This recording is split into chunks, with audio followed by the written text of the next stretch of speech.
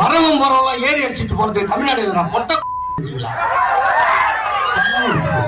திமுகவின் ஆபாச மேடை பேச்சாளர் சிவாஜி கிருஷ்ணமூர்த்திக்கு 3 ஆண்டுகள் 3 மாதங்கள் சிறை தண்டனை விதித்து நீதிமன்றம் உத்தரவிட்டிருக்கிறது.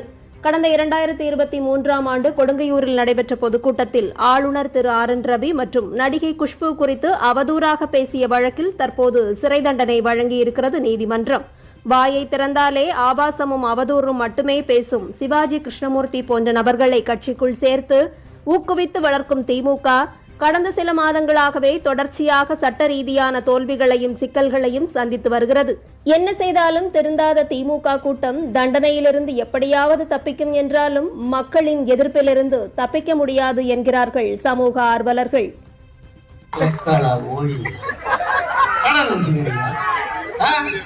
வரவும் போறவங்க ஏறி அடிச்சுட்டு போறது தமிழ்நாடு மொட்டை.